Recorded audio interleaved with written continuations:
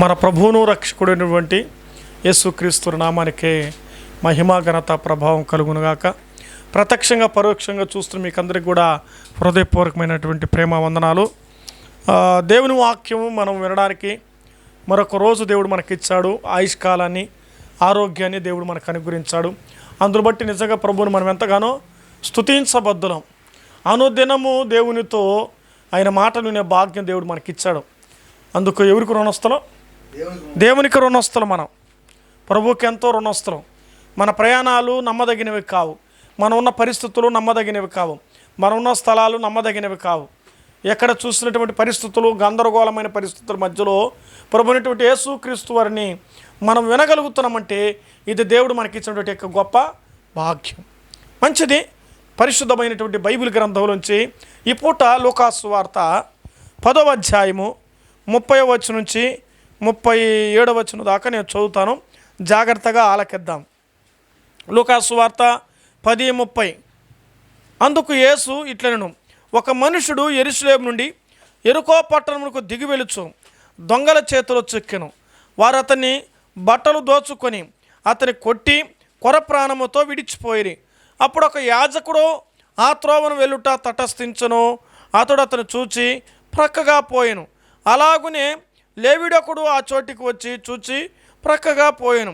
అయితే సమరయుడు ప్రయాణమై పోవచ్చు అతడు పడి ఉన్న చోటికి వచ్చి అతను చూచి అతని మీద జాలిపడి దగ్గరకు పోయి నూనెయు ద్రాక్షారసం పోసి అతని గాయములు కట్టి తన వాహనం మీద ఎక్కించి ఒక పూటకుళ్ళ ఇంటి వానికి తీసుకుని పోయి అతని పరామర్శించను.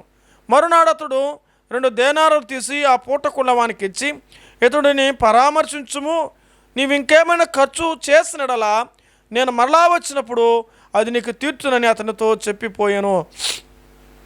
కాగా దొంగల చేతిలో చిక్కిన వాడిని ఈ ముగ్గురులో ఎవడు పొరుగువాడాయనని నీకు తోచుచున్నదని యేసు అడగగా, అందుకు అతని మీద జాలిపడిన వాడే అనను. అందుకు యేసు నీవు వెళ్ళి అలాగూ చేయమని అతనితో చెప్పాను. ప్రభువు తన మాటలు మన వినికిడిలో దీవించినట్లుగా వాక్యం కొరకే ప్రార్థన చేద్దాం. ప్రేమగల మా తండ్రి పరిశుద్ధుడా, మీకు స్తోత్రములు, వందనాలు.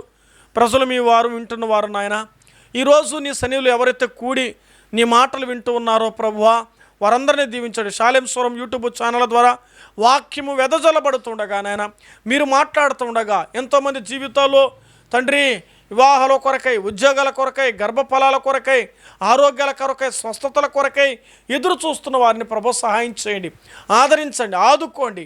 అవస్థలో ఉన్నవారిని, అవసాన దశలో ఉన్నవారిని, అక్కరలో ఉన్నవారిని అయా మీరు అన్నట్టుగా పరామర్శించిన ఆయన వారి జీవితాల్లో ఫలింప చేయమని, వింటున్న వారందరినీ శుభప్రదమైన దీవెనలతో మీరు దీవించమని, ఈ వాక్యాలు ఏ కుటుంబాల ద్వారా వినిపించబడుతున్నాయో ఆ కుటుంబానికి, ఆ గ్రామానికి రక్షణ భాగ్యమును, సంరక్షణ కలిగించమని, వింటున్న వారందరికీ దీవెన కలిగించమని, పేరు పేరున నీ మాటలు ప్రభు విన్నవారిని ఆశీర్వాదాలతో, ఆత్మలో ఆనందించబడుతూ, ఆరోగ్యాలతో తొలతూగినట్లుగా సహాయం చేస్తారని యేసుక్రీస్తు వారి నామమును బట్టి ప్రార్థించడి వేడుకొనుచున్నాము తండ్రి, ఆమేన్. మంచిది ప్రియులారా, దేవుని వాక్యం మనం ఇక్కడ చదువుకున్నాం. ఒక పారావైజ్ చదివాము. అంటే ఒక ఉపమానాన్ని ఇక్కడ గమనించాలి. ఎంతమంది కనిపిస్తానంటే ఒక ఇల్లు కనిపిస్తూ ఉంది, ఒక మందిరం విడిచి వచ్చిన విధానం కనిపిస్తూ ఉంది. ఇక్కడ కొంతమంది వ్యక్తులు కనిపిస్తున్నారు. ఆ వ్యక్తులు ఏం చేస్తున్నారు చూస్తున్నాం. ఇక్కడ మనం ఎంతమందిని కూడా చూస్తుంటే దొంగలు ఉన్నారు. తర్వాత ఆ దొంగలకి పట్టబడిన వాడు ఉన్నాడు. ఆ తర్వాత ఆ దారిన పోయిన వారు 3 ఉన్నారు. అంటే మొత్తం ఎంతమంది సంఖ్య అవుతుంది? అదొక బ్యాచ్, ఇదొక బ్యాచ్, తర్వాత వచ్చిపోతున్నటువంటి బ్యాచ్ 3 బ్యాచ్, 4వ బ్యాచ్ పూటకున్న వాణిళ్ళు. సో ఇక్కడ ఈ సందర్భాన్ని సారాంశాన్ని మనం అర్థం చేసుకోవాలి. ఒక వ్యక్తి కొట్టబడ్డాడు. ఎట్లా కొట్టబడంటే గాయాలు పడినంతగా కొట్టబడ్డాడు. అసలు ఈ సందర్భాన్ని మనం చదువుతున్నప్పుడు యెరూషలేము నుండి యెరికోకు దిగి వెళ్ళుచు దొంగల చేతులు చెక్కబడ్డాడు. యెరూషలేము అంటే అది పరిశుద్ధమైనటువంటి పట్టణం, అది రాజనగరం. ఒక మనిషి ఎక్కడి నుంచి అక్కడికి వచ్చాడు? యెరూషలేము కొండపైన ఉన్నది. కొండపైన ఉన్నటువంటి యెరూషలేము నుంచి యెరికో అంటే కింద ఉంది, కిందకి దిగాడు. వాస్తవానికి అందరూ దిగాలనుకుంటారు, ఎక్కాలనుకుంటారండి. మామూలుగా ఎక్కాలనుకుంటారు. అందుకే గుళ్ళు ఎక్కడ ఉంటాయి చెప్పండి?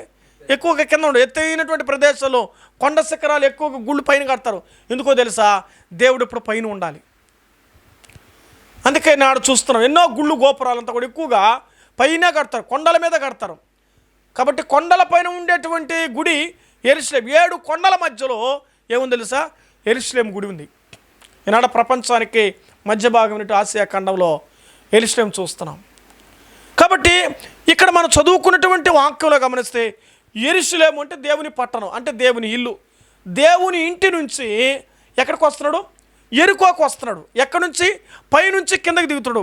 ఆ యెరికో పట్టణం ఎటువంటిదంటే అది శాపగ్రస్తమైనటువంటి పట్టణం. అంత మాత్రమే కాదు కానీ అక్కడ ఆ పట్టణం వరకు దిగుతున్నప్పుడు అది దొంగలకు అనువైన ప్రదేశం, అనువైనటువంటి ప్రదేశం, గజ దొంగలు నివసించే ప్రదేశం, మోసగాళ్ళు నివసించే ప్రదేశం, అనేకుల్ని మరి ఇబ్బంది కలిగించే ప్రదేశం. అటువంటి పరిస్థితుల మధ్యలో అక్కడ నుంచి ఇక్కడికి దిగుతున్నాడు. వాస్తవానికి అక్కడ దిగుతున్నప్పుడు పరిస్థితుల్లో దేవుడు అక్కడ చూస్తున్నాడు. వాడు ఏమైపోయాడంటే గాయాలు చేత నింపబడ్డాడు. దొంగలు ఏం చేస్తారంట? కొట్టి ఏం చేస్తారంటే ఇక్కడ రాయబడిన మాట చూస్తే కొర్ర ప్రాణముతో విడిచిపోయి ఏం చేస్తారంట? బాగా కొట్టి వదిలిపోయారు.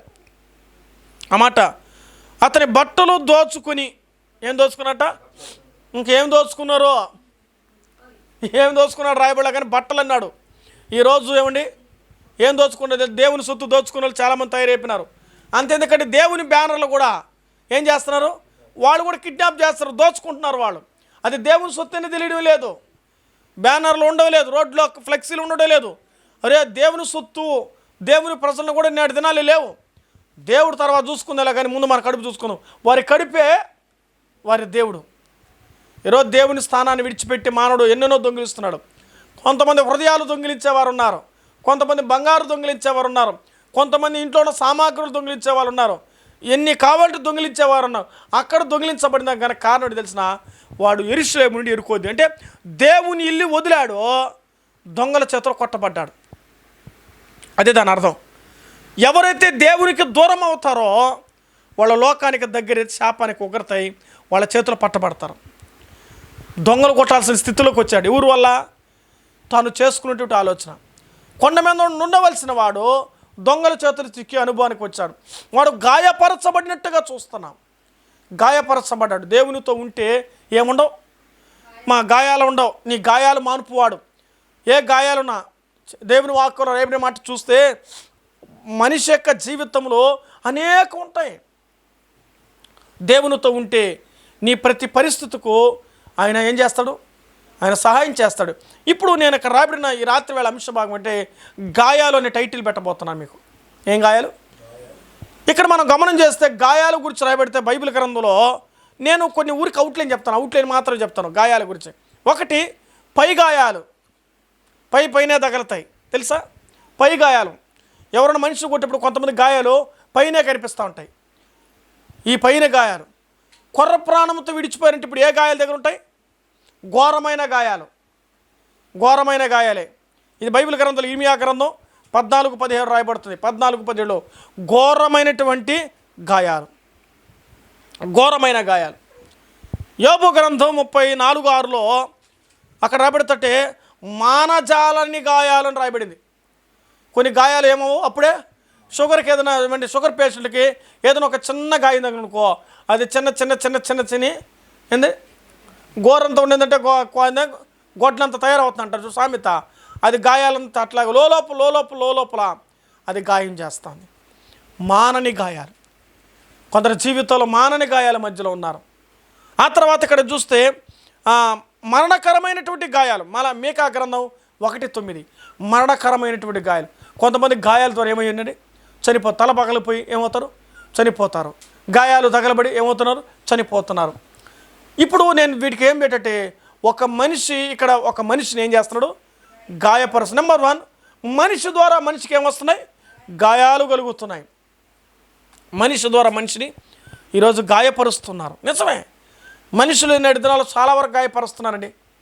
మాటలతో గాయపరిచేవారు, చేష్టలతో గాయపరిచేవారు, వేధించి గాయపరిచేవారు, రోధించి గాయపరిచేవాళ్ళు, ఇబ్బంది పెట్టి గాయపరిచేవాళ్ళు, కుటుంబాలలోనైనా, సంఘాలలోనైనా, సమాజంలోనైనా ఈ గాయాలు ఎక్కువైపోయినాయి. చెప్పుకోలేం కొన్ని గాయాలు, అర్థమవుతుందా? కొన్ని చెప్పుకునే గాయాలు కావు, కొన్ని చెప్పే గాయాలు ఉంటాయి. కానీ లోలోపల దిగిలిపోతున్నారు. ఒక కార్యం జరిగినప్పుడు ఎదుటివాడి వారి ద్వారా వారి కుటుంబాలు గాయం అవుతుంది, వాళ్ళ అంతరంగాలు గాయాలు అవుతాయి. ఆ గాయాలు చెప్పుకోలేము, మింగలేము, కక్కలేము. లోలోపలే మదన పడిపోతుంటారు. అందుకే దేవుని వాక్యంలో రాబడిన మాట బట్టి మనం గమనం చేస్తే ఇలా గాయాలు, ఒకటి మనుషుల వల్ల కలిగిన గాయాలు, మనుషుల వలన కలిగిన గాయాలు, వాళ్ళ మనుషుల ద్వారా కలిగించబడింది. ఒక మనిషి మరొక మనిషిని ఏం చేస్తాడు? అవసరం కొరకై ఎదుటివాడిని గాయం చేస్తాడు. తన అవసరాల కొరకై ఎదుటివాడిని గాయం చేస్తున్నారు. మీరు బాగుండాలనుకొని ఎదుటివాడిని బాగా లేకుండా చేయొద్దండి. మనం బాగలేకపోయినా ఎదుటివాడు ఎట్టు ఉండాలనుకుంటాం? మనం అట్టలేదు, వాడు ఎవడాడైనా పోని, నేను బాగుంటే చాలు, నేను నా ఇల్లు, నేను నా కుటుంబం, నేను నా బ్రతుకు, నేను నా పిల్లలు అంటే ఇప్పుడు నువ్వు ఎవరు తెలుసా? ఏకాకమైపోతాం. అందరితో ఉండాలి, అందరిలో ఉండాలి. అది మనిషి యొక్క లక్షణం. అర్థమైందా? అందరితో ఉండాలి. ఒకసారి నేను ఒక పక్షి జంటను చూశానండి. నెల్లూరు దగ్గర బర్డ్ సెంచరీ అనేది ఉండేది. ఆ బర్డ్ సెంచరీలో నవంబర్, డిసెంబర్ నెలల్లో ఆ పక్షులన్నీ కూడా వలస వస్తాయి, బయట దేశాలు వచ్చాయి. అవి చూడండి, తెల్లగా ఉన్న ముక్కు అనుకో, తెల్ల ముక్కులతోనే సావాసం చేస్తుంది. నల్ల తోకనిది అనుకో, నల్ల తోకతోనే సావాసం చేస్తుంది. గుడ్లు పెట్టేది అనుకో, గుడ్లు పెట్టేదాంతో సావాసం చేస్తుంది. Not a joke, it's a real fact. నేను నిజంగా చూసాను, చెప్తున్నాను. పిల్లలతో టూర్కి వెళ్ళాము, అప్పుడు చూసానండి నేను. అసలు పింక్ కలర్ ముక్కులుంటే పింక్ కలర్ ముక్కులతో ఉంటాయి, బక్క చిక్కిపోయి ఉంటాయి, బలిసిందంటే బలిసిన దాంతో ఉంటాయి. నేను అన్నీ అబ్జర్వేషన్ చేశాను అక్కడ. ఒక పక్షి మనిషికి ఏమి నేర్పించింది చెప్పాలి మీరు? మనిషికి ఏమి నేర్పించింది? జ్ఞానం నేర్పించింది, పాఠం నేర్పించింది, బుద్ధి నేర్పించింది. జంతువులు, పక్షులు మనిషికి ఏం కలిగిస్తున్నాయి? జ్ఞానాన్ని నేర్పిస్తున్నాయి. కాబట్టి దేవుని వాక్యం మనం ఆలోచించాలి. ఈరోజు మానవుడి యొక్క జీవితాల్లో ఆ పక్షులు మనం చూస్తున్నాం. పక్షుల ద్వారా జరుగుతున్న పరిస్థితిని బట్టి చూస్తే అవి వాటి వరుసలో అన్ని సమకూర్చాయి. ఎప్పుడు కూడా పక్షులు ఒంటరిగా ఉండవు, అవి ఎక్కువగా జంటగా ఉండడానికి ఇష్టపడతాయి. గుంపులు చూడండి, ఎప్పుడైనా పక్షులు ఒక్కసారి నీళ్ళలోంచి లేచిందనుకో, అన్ని పక్షులు వేస్తుంది, ఒకే పక్షులు వేస్తుందా? అవి ఎప్పుడు కూడా కలిసి ఉంటాయి పక్షులు. దేవుడు అన్నాడు మనుషులు ఎలా ఉండమన్నాడు? కలిసి ఉండమన్నాడు. మనుషులు కలిసి ఉండాలి. ఎందుకో తెలుసా? ఈ క్లాత్ కాబట్టి కలిసి ఉండాలి. దేవుని వాక్యం కలిసి ఉంటే వాక్యం ఉంటుంది, కలసు సుఖం అన్నారు. కలిసి ఉంటే ఆనందం ఉంటుంది, కలిసి ఉంటే సంతోషం ఉంటుంది, కలిసి ఉంటే నెమ్మది ఉంటుంది. నాకెవరు వద్దు, నేను ఒంటరిగా ఉంటాడు, కుదరదు. వీడు ఒంటరిగా పోయినందువల్ల దొంగల చేతులు చిక్కాడు. అదే దేవునితో ఉంటే బాగుంటాడు. ఎవరిని విడిచిపెడుతున్నావు? దేవుని విడిచిపెడితే నీకు శ్రమలే, దేవుని విడిచిపెడితే నీకు దెబ్బలే, నీకు గాయాలే. మనుషులతో కూర్చుని జీవించావా, వాళ్ళు నిన్ను గాయం చేస్తారు. మనుషుల ద్వారా సాటి మనిషికి ఏముంది? గాయాలు ఉన్నాయి. హృదయ గాయాలు, అంతరంగంలో గాయాలు, మనసులో గాయపరిచేవారు. కొన్ని గాయాలు ఉంటాయి, మేలు కొరకు చేస్తారు మనుషులు. నిజమైన స్నేహితుడు, నిజమైన ప్రేమికుడు గాయాలు చేస్తాడట. సామెతల గ్రంథంలో 27వ అధ్యాయం 6వ వచనంలో, సామెతలు 27:6లో మేలు కోరు స్నేహితుడు గాయము చేయునని బైబిల్ ఉంది. మేలు చేయు స్నేహితుడు ఏం చేస్తాడట? గాయం చేస్తాడు. కొన్ని సందర్భాలు సేవకుడు నీకు గాయం చేయవచ్చు. నువ్వు ఇలా సరిగ్గా లేవు అని చెప్పొచ్చు. ఏంది పాస్టర్గా లేక మందికి వస్తే, లేక చర్చకు వస్తే ఇంత కఠినంగా మాట్లాడతాడే. నేను ఒకసారి వాక్యం చెప్తుంటే ఒక స్థలంలో ఒక ఆటో డ్రైవర్ కూర్చొని విని, ఏమయ్యా ఇంత ఘోరంగా ఖచ్చితంగా టెంకాయ బగలు కొడితే నువ్వు చేసేది తప్పు, నువ్వు చేసేది మోసం, నువ్వు చేసేది అన్యాయం, నువ్వు చేసేది దగా అని చెప్తున్నావే, వాళ్ళ దగాకోరులని, వాళ్ళ పాపాత్ములని, వాళ్ళ దొంగలని ఎత్తి చెప్తున్నావే, ఇది నీకు న్యాయమేనా అని అడిగాడు. రేపు నీ గుడికి ఎట్టొస్తారని అడిగాడు. ఏం చెప్పాడు? రేపు నీ గుడికి ఎట్టొస్తానన్నాడు. నేను అన్నాను, బైబిల్ గ్రంథంలో పాపిని చెప్పమంది, అపవిత్రుడమని చెప్పమంది. ఆ అపవిత్రుడు నువ్వు పాపంలో ఉన్నావు, ఇప్పుడైనా మారయ్యా అని చెప్పడానికయ్యా గుడి, ఏ గుడిలో కూడా అట్లా చెప్పరు నాయనా అని అన్నప్పుడు, నీ మాటలు ఎలాగుంటు గుంటూరు మిరకాయ ఎలాగుంటున్నాడు. ఎట్లుంటుందట? నా మాట వాళ్ళకి గుంటూరు మిరకాయ ఎలాగుంటున్నాడు. నేను చెప్పిన మాట కదా, వాళ్ళే చెప్తున్నారు మాటలు విన్నవాళ్ళు. గుర్తుపెట్టుకోవాలి, గుంటూరు మిరకాయ కారం ఎలాగుంటుందో వాక్యం కొన్ని సందర్భాల్లో నువ్వు చేస్తున్న దాన్ని ఖండిస్తుంది, నువ్వు చేస్తున్న దాన్ని సరిచేస్తుంది. నువ్వేం చేసుకోవాలి? తుడుచుకొని బాగూడదు. ఏం చేయాలి? సరి చేయబడాలి. రే విను, సరి చేయబడాలి. మన జీవితంలో సమర్థించుకోకూడదు. సరి చేయబడితే మనకే ప్రయోజనకరం. కాబట్టి ఒక మనిషి ద్వారా మరొక మనిషి ఏమవుతున్నాడు? గాయం చేస్తున్నాడు. కాబట్టి మేలు కోరే స్నేహితులు కూడా ఉన్నారు, వాళ్ళు మన మేలు కొరకు గాయాలు చేస్తారు. ఇది మనుషుల ద్వారా జరిగే గాయాలు. మీరు చెప్పండి, బైబిల్ గ్రంథంలో మరొక గాయం ఉంది. గాయాలు 4 రకాలు చెప్తాను నేను ఇప్పుడు. ఒకటి మనుషుల ద్వారా మనుషులు కలిగే గాయాలు. ఇది జీవితం. ఇది మానవులుగా ఏదో స్వలాభం కొరకు మోసాల దోగాల ద్వారా ఇవి కొట్టి గిట్టి తీసుకుని కొంతమంది జీవితంలో సుఖభోగాలు చేసి గాయాలు చేస్తారు. బైబిల్ గ్రంథం చూడండి, సామెతల గ్రంథం 7:26. ఇది బైబిల్ చదవాలి, మీరు చదవాలి. సామెతల గ్రంథం 7:26 చదువు నాయన. అది గాయపరచి పడద్రోసిన వారు అనేకులు, అది చంపిన వారు. అది అంటే ఎవరే? పరశ్రీ కాదు, జారశ్రీ గాయం చేస్తుంది. జారశ్రీ అంటే తన బ్రతుకు తెరువు కొరకు, తన కుటుంబం కొరకై, తన సుఖం కొరకై, తన సౌఖ్యం కొరకై ఆమె అనేకులు ఏం చేస్తాండి. ఈరోజు మనం చూస్తున్నాం. ఇప్పుడైతే మందులు దొరికాయి. ఒకప్పుడు హెచ్ఐవికి ఏమి లేదు, మందు లేదు. హెచ్ఐవి అంటే వారి యొక్క పరిస్థితుల ద్వారా పాపం. కాబట్టి జారశ్రీ ద్వారా జరిగేది ఏం తెలుసండి? గాయాలు. ఈరోజు మనిషి తనకు తానే గాయాలు చేసుకుంటాడు. అర్థమవుతుందా? ఒక శరీరం మరొక శరీరం ద్వారా వారి జీవితాల్లో పాపం ప్రవేశిస్తుందా? శరీర రోగాలకు రుగ్మతైపోతున్నారు, సుఖభోగాలకు అలవాటు పడిపోయి వారు నష్టపోతున్నారు. ఈరోజు ఎంతో ఘోరాలు జరుగుతున్నాయి. అందుకే ఇర్మియా గ్రంథం 47:5లో ఒక మాట రాయబడుతుంది. ఇర్మియా 47:5లో, నీకు నీవే ఎలా గాయం చేసుకుంటావు? ఎందుకు చేసుకుంటావు గాయం? నీకు నువ్వే ఎందుకు గాయం చేసుకుంటావు? ఆ గాయం చేయబడి ఆ రోగం వచ్చి, ఆ బాధ వచ్చి, ఏమండి మీకు తెలుసో లేదు, హెచ్ఐవి వచ్చిన వాళ్ళు పురుషుల కంటే స్త్రీలు ఎక్కువ కాలం బ్రతుకుతారు, కానీ పురుషులు అతి తక్కువ కాలంలో 7 స్టేజ్లో వాడు పడిపోతారంట హెచ్ఐవి వచ్చిన వాళ్ళు. ఈరోజు రోగాలు ఎలా వస్తుంది తెలుసా? నీకు నీవే చేసుకుంటూ, అనుభవిస్తూ, తెచ్చుకుంటూ, కోరుకుంటూ రోగాల పాలవుతున్నావు. అది గాయం చేస్తూ ఉంది. వీటి నుంచి నీవే తప్పించుకోవాలి. తప్పించబట్టే ప్రభువు యేసుక్రీస్తు వారు నీ పాప శాప రుణాన్ని తీర్చడానికి ఆయన రెడీగా ఉన్నాడు. ఏ ఘోరాల్లో ఉన్నావో, ఏ గాయాల్లో ఉన్నావో నేను రక్షిస్తాడు.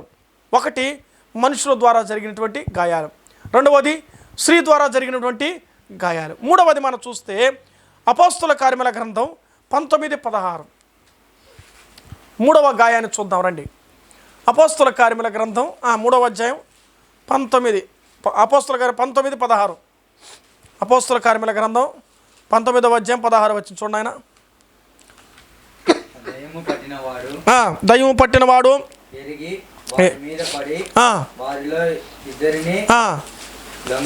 లొంగ తీసుకుని తర్వాత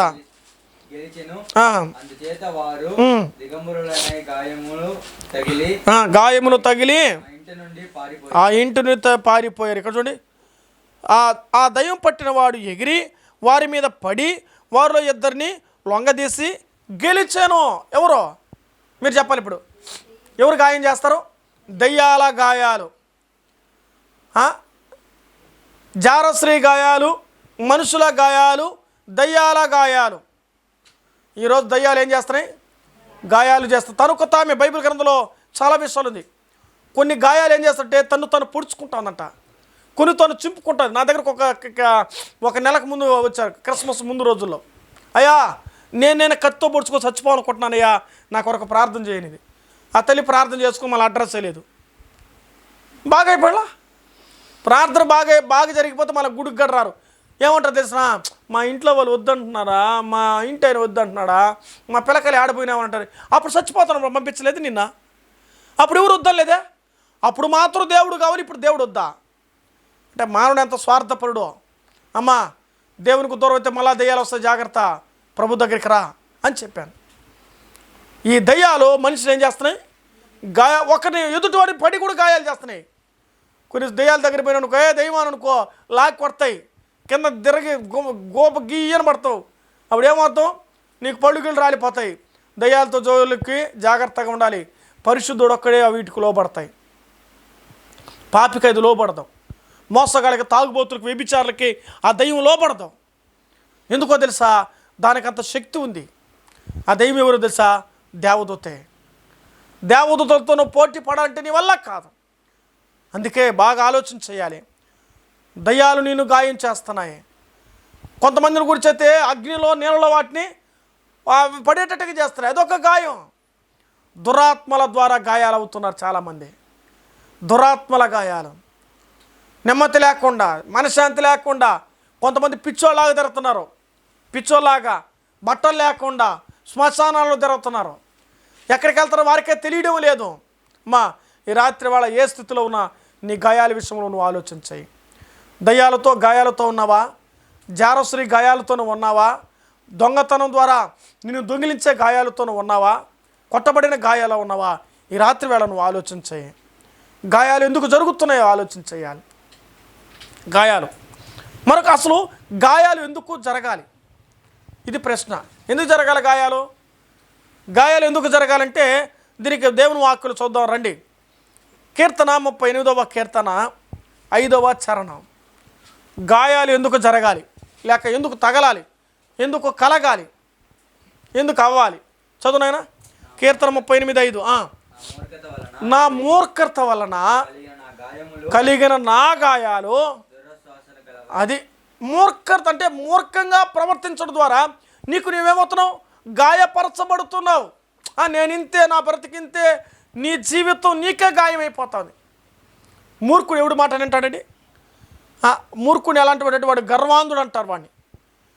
గర్వాల ద్వారా గాయాలు అయిపోతున్నాయి. జాగ్రత్త. హృదయ గాయాలు అవుతున్నాయి, శరీర గాయాలు అవుతున్నాయి, కుటుంబ గాయాలు అవుతున్నాయి. నీ గర్వం ద్వారా నీ కుటుంబానికే అహంకారం నష్టపోతుంది. గర్విష్ఠురాలు తన ఇల్లుని ఏం చేస్తుందంట? ఓడబెరికించుకుని బైబిల్లో రాయబడింది. నీ కుటుంబం బాగుండాలంటే నీళ్ళేం ఉండకూడదు? గర్వం లేకపోతే గాయాలు ఉండవు. గుర్తుపెట్టుకోండి. గర్వం ఉంటే అంతరంగంలో గాయాలే, నీకు అవమానాల గాయాలే, నిందల గాయాలే, అపకీర్తి గాయాలే, ఆవేదన గాయాలే. అందుకే మనం అర్థం చేసుకుందాం, ఇక్కడ గాయాలు రావడానికి కారణం గర్వం. అందువల్ల వాటి విషయంలో బహు జాగ్రత్తగా బ్రతకాలి మనం. రెండవ చూద్దాం, సామెతల గ్రంథం 23:29. గాయాలకు కారణం ఏమిటి? 23:29 చదవాలి. 23:29 ఏది? సామెతల గ్రంథం. చదువునాయన. ఎవరికి శ్రమ, ఎవరికి దుఃఖము, ఎవరికి జగడము, ఎవరికి చింత, హేతువు లేని గాయాలు, ఎవరికి మంద దృష్టి. తర్వాత ద్రాక్షారసముతో వారికే కదా అని రాయబడింది. ద్రాక్షారసముతో అంటే ఎవరైతే త్రాగుతారో వాళ్ళు కూడా. కానీ చాలామంది ఆడంటే తాగి ఏమవుతున్నాడు?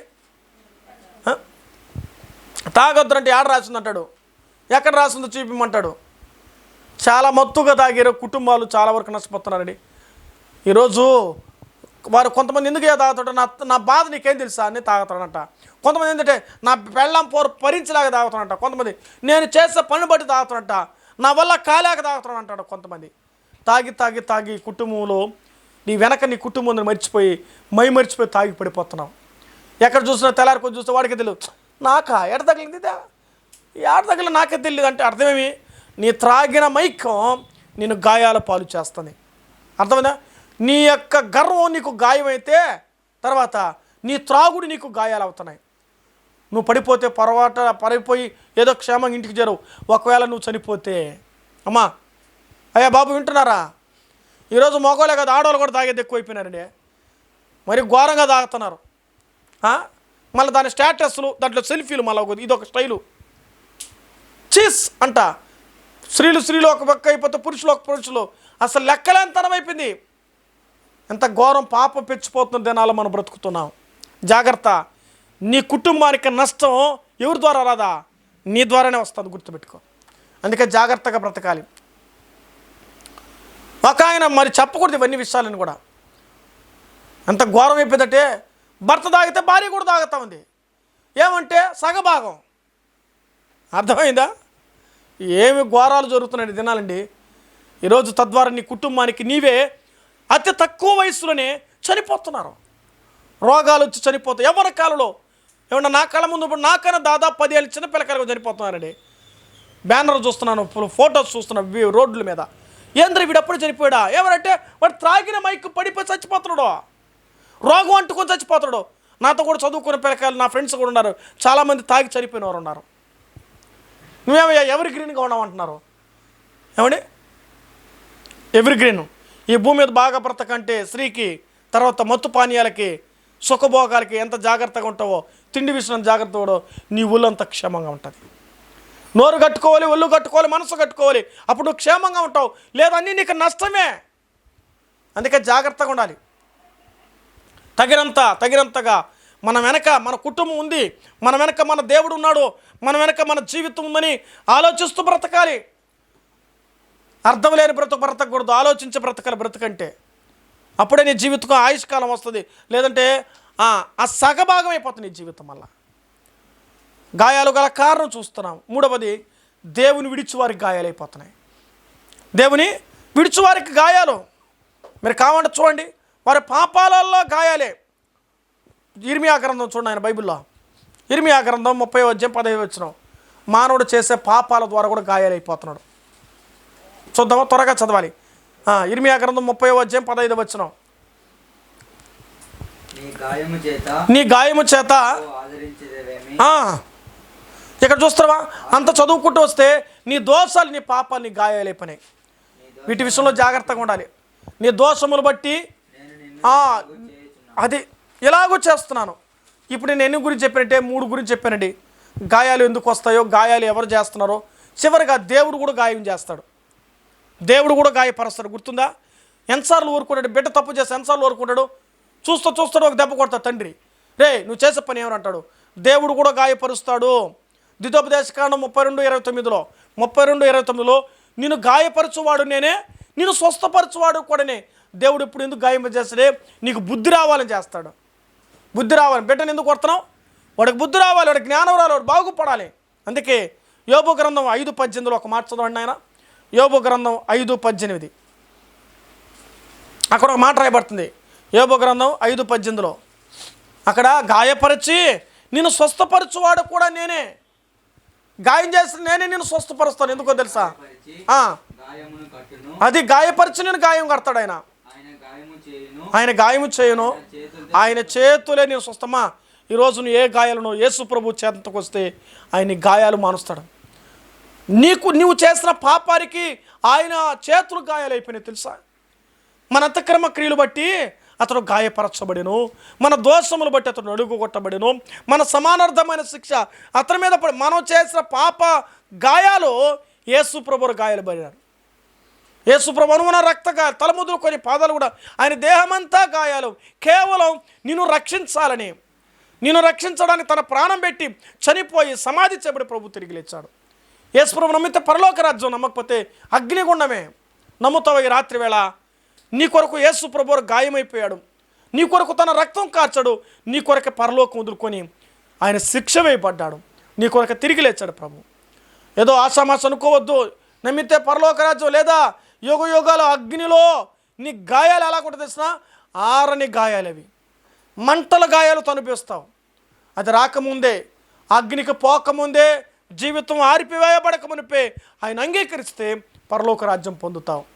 ఇంకా ఈ కుడికులో ఎవరైనా నమ్మకపోతే ప్రత్యక్షంగా పరోక్షంగా చూస్తున్న మీ జీవితంలో నీ గాయాలు మానిపోడు యేసు ప్రభు ఉన్నాడు. వస్తావు ఈ రాత్రి వేళ? దేహాలు రోగాల ద్వారా గాయాలు జరుగుతున్నాయా? దేవుడిని స్వస్థపరుస్తాడు.